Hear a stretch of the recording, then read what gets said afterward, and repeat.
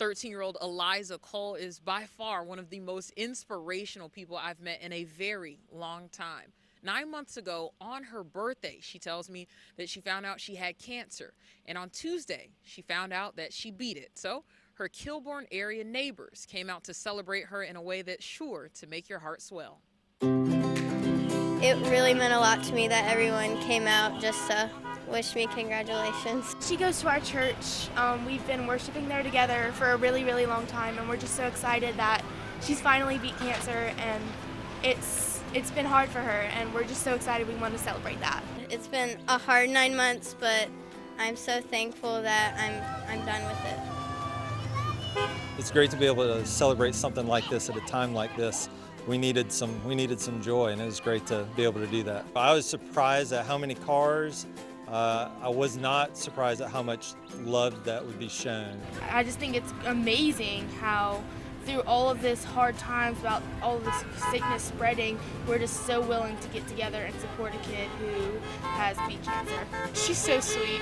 She's friendly to everybody. We've all been standing with her the whole way. I'll remember it for the rest of my life. It's really been hard at times, but I know through all of this it's strengthened my faith. Thank you so much. It really meant a lot to me for y'all to come out. And I asked Eliza what she would tell kids who are going through the same type of battle right now. She said she'd let them know that they're going to make it, and it's going to be hard at times, but they're going to be stronger in the end. In Richland County, Miranda Parnell, WIS News 10.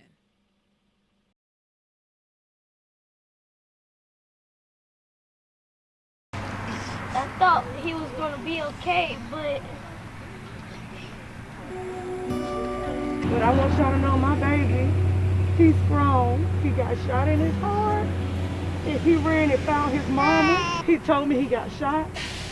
And he shot, and he'll be okay. I'm trying to be strong.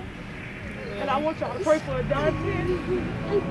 But my baby, he was real strong. Because anybody get shot in the heart and keep moving and coming, he was strong. All these guns don't make no sense. These is children. I'm telling y'all, man, put down the gun, stop playing. Y'all ain't hurting nobody but y'all mama. Y'all can't do that jail time. Y'all think y'all gangster? Y'all ain't gangster. I thought I was gangster. And my baby tell me every day he loves me. And I say, I love you too. We love you, Knowledge. We love you, Knowledge. We love you, Knowledge.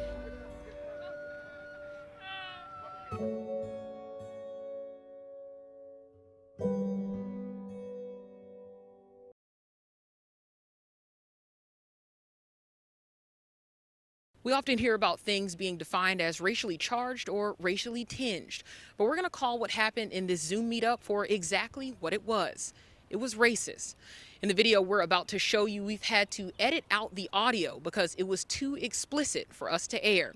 But despite that, the affected students say they won't let it define their organization or this university. This virtual AAAS cookout started as a party. The cookout started at 6 o'clock p.m. and everyone had joined and was having a great time. But just under an hour later, the festivities were interrupted by sights and sounds of hate. They were spewing racial slurs and profanity. And even though they didn't have their cameras on, we were able to see pictures that they had posted. And those pictures included people in blackface, and there was even a swastika that we could see. So we tried to remove them from the call, but that wasn't successful. And I know our advisors were trying to cut off the chat feature that they were also using to spew these racial slurs. Aiden Baker was able to capture some of the incident on camera and describes it as a whirlwind. Like, it just didn't feel real. Then, you know, the disbelief kind of turns to anger, and then the anger turns to fear. It's just, you can't prepare yourself for what that's going to feel like. You think you know what to expect, you know what it's going to feel like, you know how to respond and how to process, but in that moment, you don't. AAAS regularly hosts events that welcome all students, including this virtual cookout. Our cookouts are usually held right in front of Russell House on Green Street, and everybody's welcome. It doesn't matter your race, anything like that. We figured that the only people that would come, since it was virtual, were the people that wanted to be there. Baker believes with this event being held online, the party crashers felt a sense of empowerment, knowing they could hide behind a screen. Sure, there's a a lot of people feel power behind a keyboard, and I'm sure whoever did this felt the same thing. So I definitely would say that has something to do with it. As the university investigates, AAAS leaders are calling for the school to look into more required training in diversity and inclusion. Coming in as a freshman, I know that it's mandated that you complete an alcohol safety training and a sexual assault training, and I just feel like, well, why not? Like, it couldn't hurt at all, so I definitely think that's something that the university should look into. Back in January, the university dealt with a separate public incident of this nature when a student made a Martin Luther King Jr. Day post on social media that used a racial slur. Today, students in AAAS say while there's progress to be made, these acts don't define their university. In simple terms, racism still exists. It's unfortunate, but it's definitely a broader thing. It definitely is a problem, but I wouldn't just stop it at a university problem.